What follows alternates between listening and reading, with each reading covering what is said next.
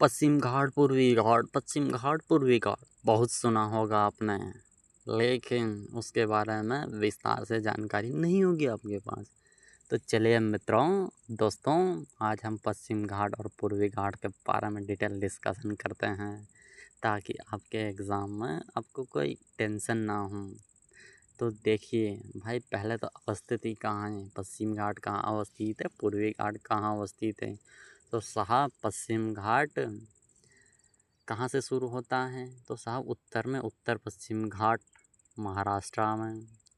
उसके बाद साहब मध्य पश्चिमी घाट कर्नाटका में। उसके बाद साहब नीलगिरी और दक्षिणी पश्चिम घाट केरल और तमिलनाडु के कुछ क्षेत्रों में आता है। ठीक है साहब। अब दोस्तों, पूर्वी घाट के भी बारे में बात कर लेते। सब उड़ीसा, आंध्र प्रदेश और तमिलनाडु के पूर्वी क्षेत्र जो है ना, वहाँ पर पूर्वी घाट पाया जाता है। ठीक है। अब साहब उसकी कुछ विशेषताएं भी हैं। तो पश्चिमी घाट की विशेषता देख लेते हैं दोस्तों। तो यह एक सतत पर्वत श्रृंखला है। क्या है साहब? सतत पर्वत श्रृंखला है, और इसका ढाल तीव्र है, और इसमें कई दर्रे हैं साहब, जो पूर्व पश्चिम आवागमन को सुगम बनाते हैं। ठीक है। और पूर्वी घाट के बारे में देखें तो साहब, यह कई प्रमुख नदियों, फॉर एग्जांपल महानदी, गोदावरी, कृष्णा और कावेरी द्वारा अपर्दन के कारण खंडित और असतत पर्वत श्रृंखला बन गई है दोस्तों। ठीक है भैया, ऊंचाई के बारे में भी देख ले। तो साहब साहब इसकी औसतन ऊंचाई लगभग 1000 मीटर है। केरल में जो अनामुडी है ना, उसकी ऊंचाई 2695 मीटर है साहब, और यह सबसे ऊंची चोटी है पश्चिमी घाट की। ठीक है।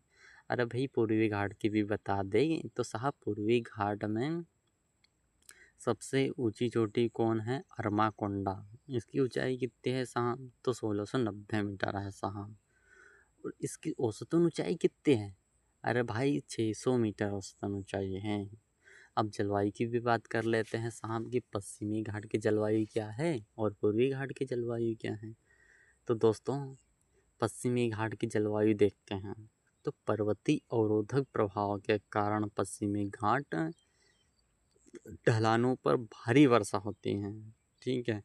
और इसी के कारण यहाँ उष्णकटिबंधीय, उपोष्णकटिबंधीय, आर्द्र चौड़ी पत्ती वाले वन पाए जाते हैं साहब।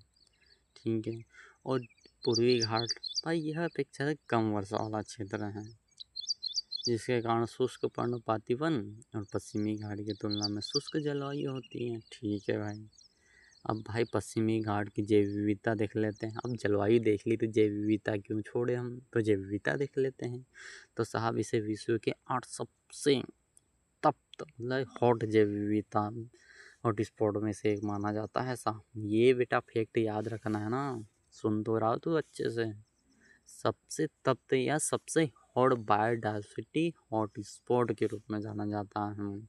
जलवायु और पर्यावरण विविधता के कारण यहाँ कई स्थानीय प्रजातियाँ पाई जाती हैं। और स्थानीय प्रजातियाँ क्या होती है? तो साहब, केवल यही पाए जाने वाली प्रजाति को हम स्थानीय प्रजाति कहा जाता है। ठीक है।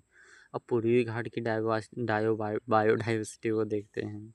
तो साहब, यह जैव विविधता की दृष्टि से पश्चिम घाट की तुलना में कम समृद्ध है। भैया, कम वर्षा है तो कम समृद्ध हो सकता है, और यहाँ स्थानीय प्रजातियाँ भी कम पाई जाती हैं, जिसका कारण इसका शुष्क पर्यावरण और खंडित पर्यावरण है दोस्तों।